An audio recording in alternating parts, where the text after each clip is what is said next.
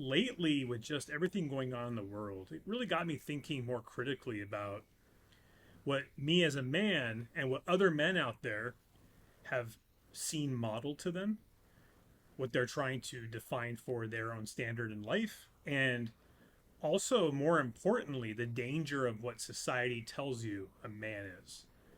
So let's go back in history of how masculinity looked back then versus what it looks like today. So I'm a software engineer. I couldn't have had that job in the time of Christ or even hundreds of years after, right? We're talking about the primitive way of living and having to hunt for your food. And that was a part of a man's mission to hunt, to basically go the distance to provide for his family. And now we're in a time where we've got robots doing a lot of the manual work for us, and we're delegating to AI. You can have someone deliver food for you, groceries. You can have anybody do anything for you, and there's nothing necessarily wrong or bad about that.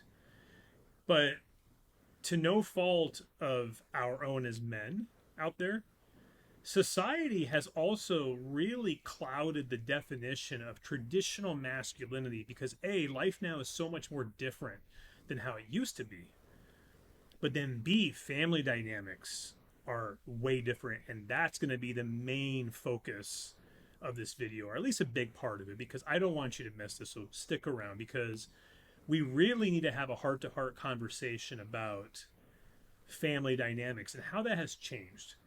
Back in the day, a man would go to work, he'd come home, families would sit at the dinner table, often pray, and kids would accompany their parents, and they would learn the ways of the trade at an early age. And then eventually the kids would take over, whether it's a farm, whether it's a business. And sure, that can still be happening today. But now more than ever, we are seeing fatherless homes, homes where either the man simply is no longer there, either, God forbid, he's passed away, or he's there, but he's not there. He's not really emotionally present and is not emotionally providing a good role model of what it means to truly be a man. If you go on Reddit online right now, if you go on Facebook, if you go into the darkest parts of the web, you will see so many men sitting from the comfort of their home and their armchair preaching about, you're not a man, you're this, you're beta, you're alpha, you're who knows what. And they throw all these labels on masculinity. And it's easy to get caught into that war and trying to prove them wrong.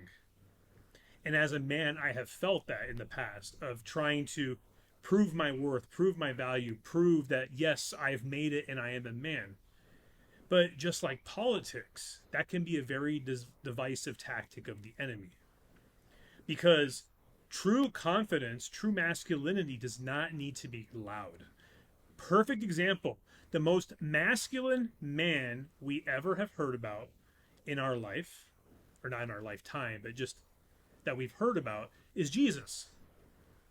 Jesus, the Son of God, perfect, blameless, mission driven. He came to this earth with a mission that he knew at the age of 33 was going to be him eventually being crucified, buried, and resurrected again. So the other thing that you need to really pay attention to is how debates happened when Jesus was walking this earth.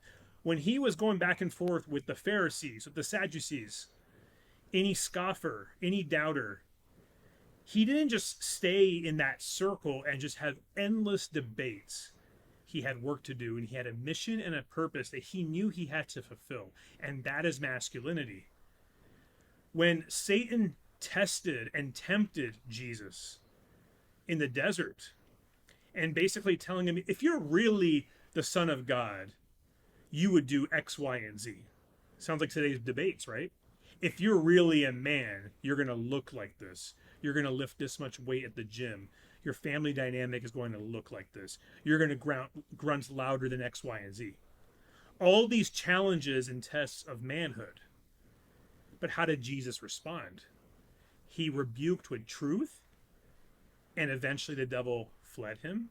And more importantly, Jesus knew when to walk away from all the distractions from his purpose, all the darts that were thrown at him by the enemy. And when those disciples closest to him, they didn't want him crucified. Don't miss this. Jesus did not give up his purpose and what he knew was God's plan for him because he didn't want to disappoint those around him. As hard as it was, none of us can endure that kind of a pain, right? Our purpose is pretty simple in comparison to being nailed and hung on a cross. But he was unwavering with his devotion to his Father in heaven. He knew the plan that was laid out for him. And so let's look at that as the perfect model and how we can talk about masculinity today and what is healthy masculinity and what is unhealthy.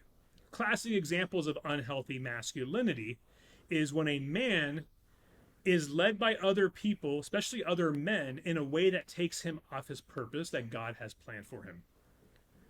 God has created all of us differently with different gifts. You can have someone that's jacked, someone that can physically protect his family better than any. But then if you go on TED Talks, you can see ministry from someone who is missing their limbs since birth and they've given a full life to Christ.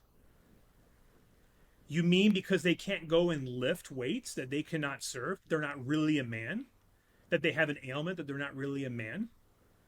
You think they're so caught up in endless Facebook debates when they know there's a greater good that God has planned for their life? And look at today. What does society say about men who get married? I'm married. And for a long time, I bought into that lie also. I had doubts about marriage. Because what does society tell men? They want to say it's transactional. They want to say that you need to have some sort of a backup plan. You need to have some sort of a way out, 1 foot in, 1 foot out. Is that God talking to you, or is that something else? Because do you really think God creating something as beautiful as marriage, his intent was to set you up for some cruel joke?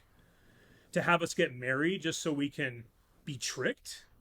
Or is that the scheme of the devil trying to break apart families? Because let me tell you something. The best way the devil can destroy society, start with the head of a family. Create confusion. Satan is the father of lies and the author of confusion. We're taught that confusion doesn't come from the Lord. Now, don't miss what I'm not saying. So sometimes we don't know what our purpose is and we seek out to God. I've been there. Even in recent time, there have been questions I've had about how to minister, and it wasn't clear to me. I haven't heard this divine voice out of the cloud saying, my son, just go and do this. But you get what I'm saying, right? We have to be very careful with when confusion enters our brains, where is it coming from? Are we confusing ourselves? Because the devil, he loves to take that as an opportunity. And the other thing I don't want you to miss, I remember reading this once on like a Facebook post or something, how the devil doesn't show up in these red, scary looking horns. He shows up as everything you prayed for. And that cuts deep because sometimes also as a society, we chase happiness, we chase joy, we say hashtag blessed. But when we think we're blessed, it's actually a false blessing from the devil. Because the devil can make you promises and make a deal with you. He did that with Jesus in the desert. He promised Jesus that all that you see here will be yours if you bow to me. And whenever I read that verse, I get chills because that is scary. You are testing the Son of Man and trying to give him this false promise of worldly things at the expense of his soul. And what did God do? He rebuked him. And that's what I want you to take away when it comes to masculinity is that despite what the world says, despite what social media says, your friend group, your peer group, they will distort the meaning of masculinity. Because the way the devil can really take an opportunity here is if he can create confusion and it's not really clear on where leadership comes from and masculine leadership, that's when society crumbles. That's when families fall apart. And as a husband, I've taken this to heart because I look back now, 20 years ago, at how I was living my life compared to now. And the calling really resonates with me personally because I have seen firsthand the difference between being an idle man and one who is trying to seek who God is calling me to be. And your wives and your future wives are going to love you for it because when you lead your household and first you realize that you are, as a man, are being led by Christ so that you can lead your family, everything hits differently. I've been in relationships in the past chasing the wrong things, chasing the wrong woman, trying to chase what the world promises, the validation, the feeling, the excitement. And don't hear what I'm not saying. You should absolutely feel this joy, this attraction with your spouse or future spouse. But the bad decisions completely changed the trajectory of my life for a while. There's a difference between happiness and joy. The happiness, the fleeting temporary happiness I felt in the past that resulted in me getting in bad situations where I had to ask God for a bailout, completely different. Where I finally learned, you know what? Something I'm doing is not right. I'm going to step away from dating and I'm going to take walks daily, pray to God, and say, look, relationships clearly aren't working for me. I didn't learn those skills growing up, but that's not going to be my story because part of masculinity also is taking ownership for your life. Instead of thinking I have all the answers, oh, it was what my friends did, what my parents did, what my ex did. We can blame and blame and blame, but resentment, that takes you away from focusing on God and the plans he has for you. Jeremiah 29:11 tells us this. God has plans that he knows for us, not to harm us, but to give us a hope and a future. And so I stepped away from dating for a while. And you know what's really crazy is once you do that, I kid you not, all of a sudden I felt like the temptations went tenfold. All these potential bad opportunities were coming my way, but it's also a reminder and a test from God to say, have you learned? Have you finally learned the lesson? And I stayed faithful. Instead of choosing the wrong person and then getting yourself in a mess and then asking God for a bailout, it became a, before I even enter this situation, I need to pray and say, hey, is this the right situation for me? And I can't tell you now the joy I feel with my wife.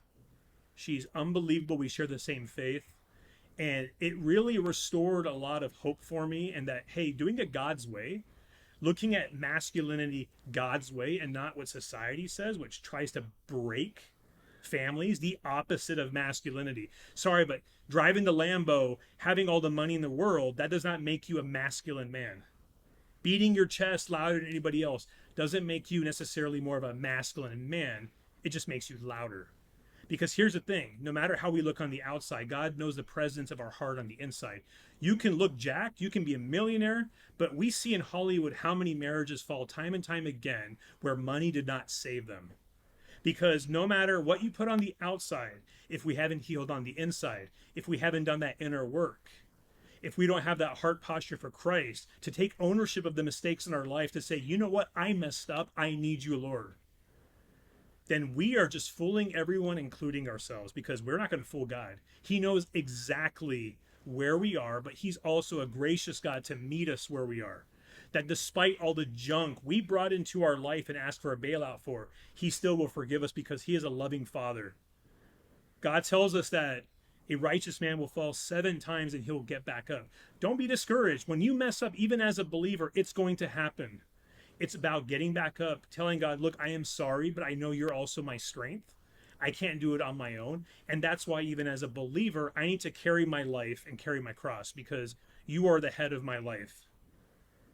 And so that's the main takeaway I have for you is look at masculinity from a biblical perspective, not from a noisy, popular sounding counterfeit that culture promises when once you take the deal like Satan tried to give to Jesus, it blows up in your face because it is not worth it. We need to be an example to show society how families can be such a wonderful thing, how men who know how to lead their family, not with force, not with being super loud, but with conviction and purpose. and everything else will follow for you. So God bless you. I hope you have an awesome week, and you tell me in the comments what you think.